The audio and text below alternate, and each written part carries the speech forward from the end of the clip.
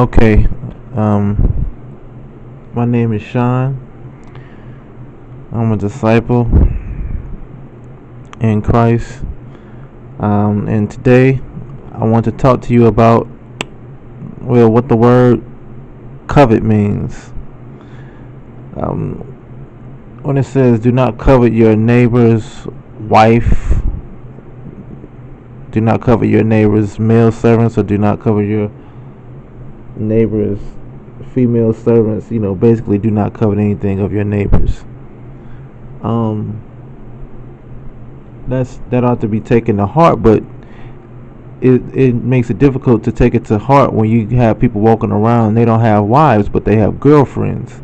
They have people who they're shacking up with, and so they like, if you're a man, you see a guy with a female, and he say that's my girl or whatever, but they're not married.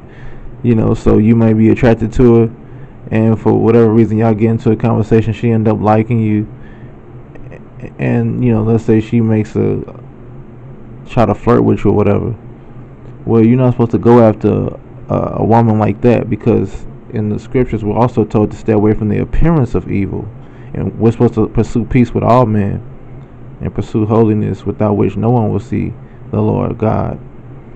So I just want you guys to, for you out there, whoever, no matter if you immature, mature Christian, young, old, and also I want to just sort of bring up what John Bevere said. He's a Christian pastor.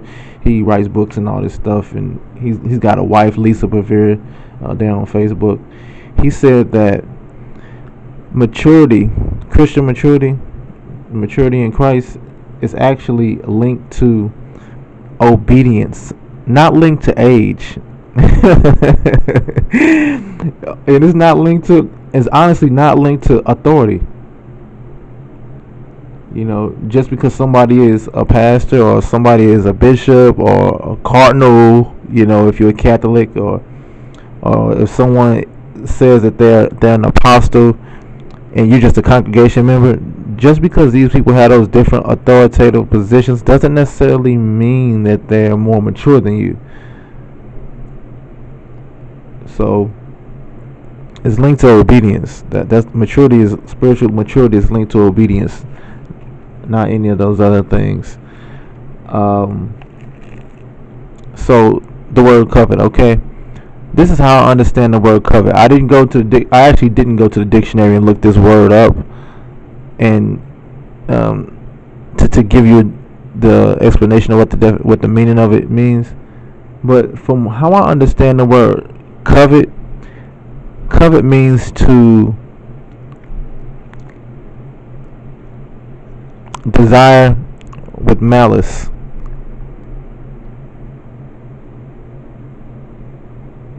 or to maliciously desire.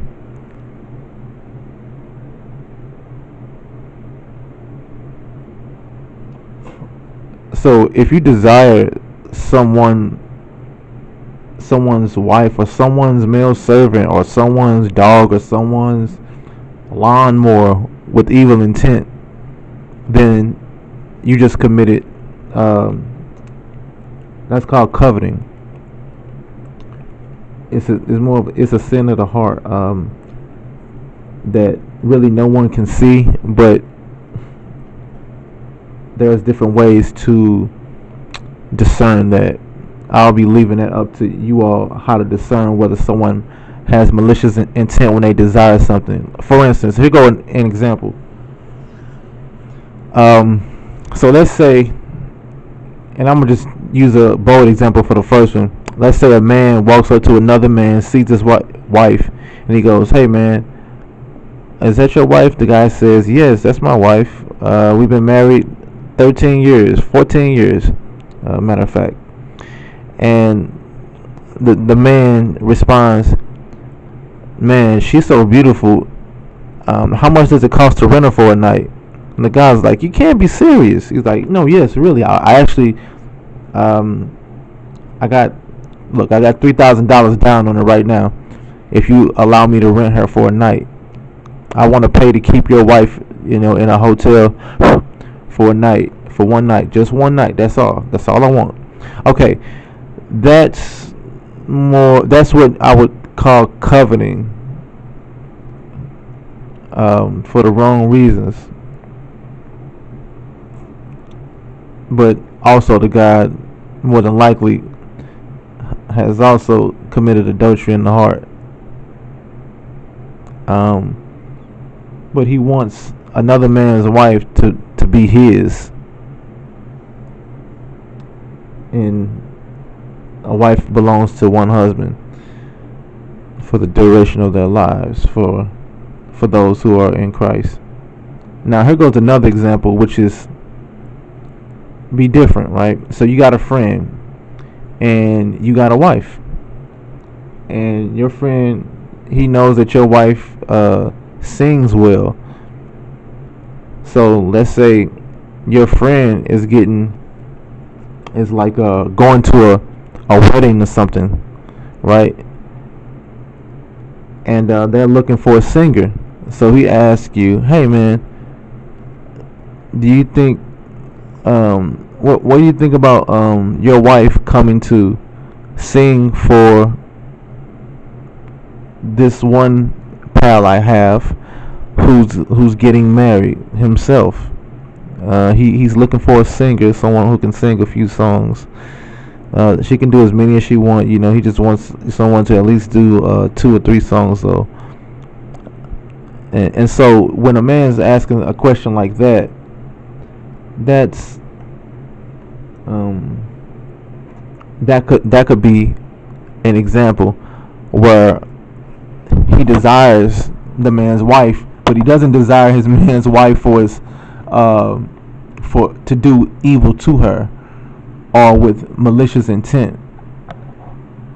But he's simply trying to he wants to help a guy out for a good deed, to sing at this guy's wedding. Anyway, I want to repeat that explanation of what coveting is. To covet is to maliciously desire. To desire with evil intent.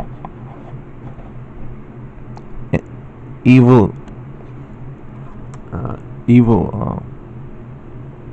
When you have evil intent in your desires, that's coveting.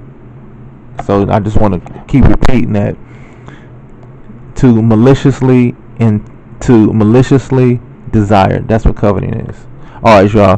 Have a good day. God bless you, saints out there. Goodbye.